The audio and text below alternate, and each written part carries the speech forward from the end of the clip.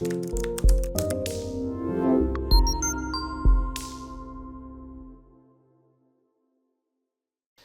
à toutes, salut à tous et bienvenue dans cette nouvelle vidéo sur la chaîne C'est mon avis. On se retrouve aujourd'hui pour un déballage de produits et on va déballer ensemble aujourd'hui le premier smartphone renforcé. Vous le savez maintenant, vous connaissez cette gamme de produits très spécifiques, les téléphones qui sont conçus pour tomber, qui sont conçus pour être immergés dans l'eau, etc.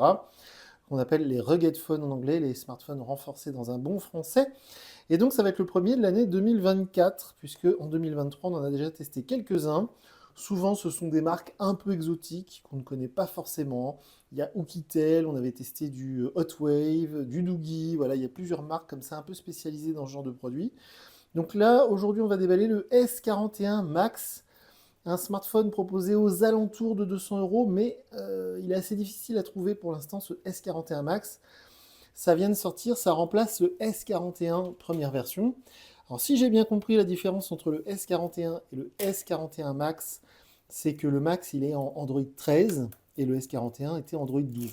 Voilà, si j'ai bien compris, c'est ça la différence. Alors Doogee ou Doogee, cette marque, si vous la connaissez pas, on l'a découvert ensemble, alors c'était à l'été 2022, si je dis pas de bêtises. Et ils nous ont envoyé pas mal de produits, ils sont plutôt sympas. Alors on a eu de très beaux modèles, des modèles vers les 500 euros avec des écrans perfectionnés, avec beaucoup de mégapixels, avec des visions de nuit, ce genre de choses. Là on est sur une version plus entrée de gamme, hein. C'est vraiment, on est plus, comme je vous disais, vers les 200 euros, donc on est sur le smartphone un peu moins cher, un peu moins sophistiqué. On va tout de suite déballer, hop, l'appareil. Alors si j'ai bien lu, j'essaierai de vous mettre sous la vidéo les liens, la fiche technique et donc le lien éventuellement pour l'acheter. Ce Doogee S41 Max, si j'ai bien compris, ce serait du processeur Unisoc. Alors, vous savez, Unisoc, c'est cette marque chinoise. C'est pas Mediatek, c'est pas Qualcomm, c'est pas du Snapdragon, c'est pas du Helios ou du Dimensity. Ce serait donc le Unisoc T606. Un processeur vraiment pas cher, vraiment très de gamme. Comme d'habitude, je vais l'utiliser, je vais le tester, je vais faire, vous savez, les benchmarks sur Geekbench. Donc j'essaierai de voir un peu ce que ça donne au niveau des benchmarks. J'ai peur que ce soit très limité. On verra ce que ça donne. Alors je ne sais pas si vous avez vu sur la boîte, j'ai oublié de vous montrer. Je viens de le déballer à l'instant, je viens de le recevoir ce matin. Donc 256 Go de stockage, ça on dit d'accord. 16 Go de RAM, on se dit waouh. Mais en fait non, c'est 6 Go de RAM. Et soi-disant, il peut aller prendre 10 Go sur la mémoire de stockage. Alors, quiconque a un peu de connaissances en informatique sait que la mémoire de stockage est bien évidemment beaucoup moins rapide que la RAM. Sinon, la RAM n'aurait plus aucun intérêt, il n'y aurait plus besoin de RAM dans les PC ou dans les smartphones. Donc, du coup, les 16 Go, voilà, c'est très commercial. Alors, c'est la grande mode hein, chez les fabricants chinois, là, c'est ce délire autour de la mémoire vive, puisque là, dans quelques jours, on va déballer ensemble sur C'est mon avis 2, la chaîne secondaire, une tablette qui annonce 30 Go de RAM. Il n'y a pas 30 Go de RAM, il y en a, je ne sais plus, 4 plus 24, donc ça devient du délire. Bref, donc on a une carte de garantie, on a un protecteur d'écran, de protection d'écran, voilà, ça va plaire à beaucoup d'entre vous.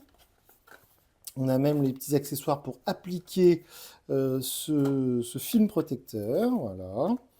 On a l'outil pour sortir le tiroir SIM. On a ici un guide d'utilisation. Et alors, c'est plutôt cool puisqu'on a l'adaptateur secteur. Alors, combien il sort en watts on est à 10 watts. Bon, c'est du classique, c'est du standard. Ça vaut 10 euros sur Amazon, donc c'est toujours ça de prix. Et le câble USB-A vers USB-C. Donc pareil, ça c'est du standard, c'est du classique. Et enfin, une Dragon. Donc ça, c'est plutôt original. Ça me rappelle quand j'avais une Wii. Vous savez, on avait des dragons comme ça pour accrocher la Wiimote pour éviter de la perdre. Bon, bah là, c'est pareil, mais pour le téléphone. Donc le téléphone, justement, le voilà. Alors, il est un petit peu plus petit et un peu plus léger que les smartphones renforcés qu'on a pu tester ces derniers temps. Donc c'est plutôt pas mal. C'est assez sympa. Bon, alors je le pèserai, je pense qu'on est au-dessus des 200. Hein. On est vers 250 grammes à vue de nez. On a donc la protection d'écran qui est préappliquée. Bon, vous voyez, voilà, bon, c'est sympa, hein, c'est bien. Et ensuite, au niveau, alors on va enlever ça, bon, étiquette là. Voilà, on voit cette espèce de coque intégrée en fait, hein, parce que c'est ça, hein, c'est un smartphone et puis autour ils mettent une sorte de coque déjà intégrée. Alors il y a 3 capteurs photo. J'ai peu d'informations sur ce smartphone que je viens de recevoir. J'en aurai plus dans la vidéo test. Et je vais tester effectivement, bien évidemment, comme d'habitude, l'autonomie, la qualité des photos, les performances, etc. Donc je suis assez curieux de voir les 3 capteurs photo. Est-ce qu'il y a de l'ultra grand angle? Est-ce qu'il y a du macro? Je ne sais pas, il y a un grand flash. Ici, il y a le truc pour la dragonne. C'est assez original. Je trouve que c'est une bonne idée, ça, pour le coup. C'est la première fois que je vois ça. Et c'est vrai que si vous êtes dans un travail à risque, typiquement chantier ou même randonnée, ça peut être sympa d'accrocher son smartphone comme ça. Bon, j'arrive pas à le passer, c'est pas grave. Mais c'est ici que ça va. Donc là, on a la prise jack pour brancher casque ou oreillette. Ici, on va avoir la prise USB-C.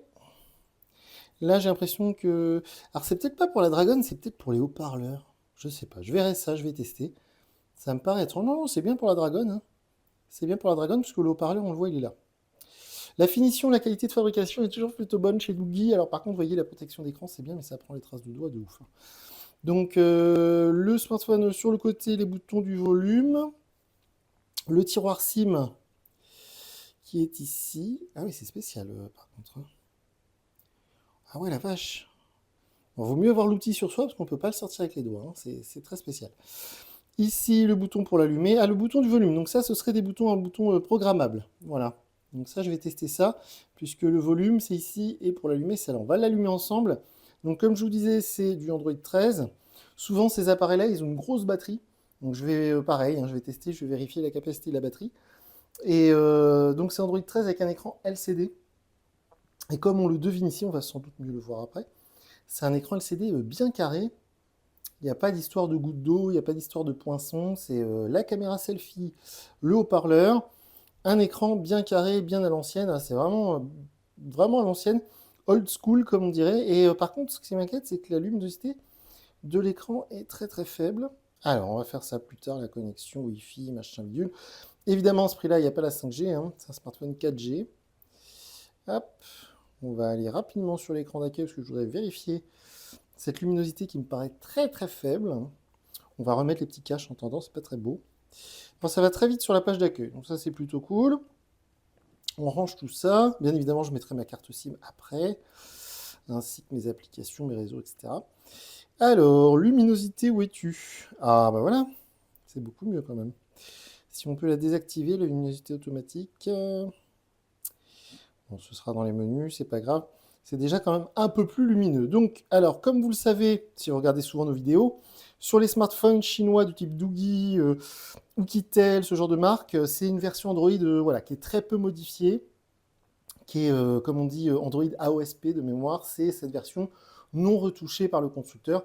C'est cette version nue que Google met à disposition de quiconque veut produire des produits sous Android, que ce soit tablette, smartphone ou produits portatifs tels qu'une montre connectée. On voit quand même mieux l'écran quand il n'y a pas la protection, hein, c'est quand même plus sympa. Ça a l'air plutôt fluide, ça a l'air de marcher plutôt pas mal. Donc je vais installer mes applis, je vais mettre mon compte Google, ma carte SIM, je vais l'emmener partout, je vais prendre des photos, tester l'autonomie, les performances. Les commentaires sous la vidéo sont ouverts, donc faites-vous plaisir. Et d'ici quelques jours, on se retrouve pour une vidéo où je vous dirai ce que je pense de ce Doogee ou Doogee S41 Max. Voilà pour cette vidéo. Moi, je vous dis à très bientôt pour une nouvelle vidéo sur la chaîne. Salut!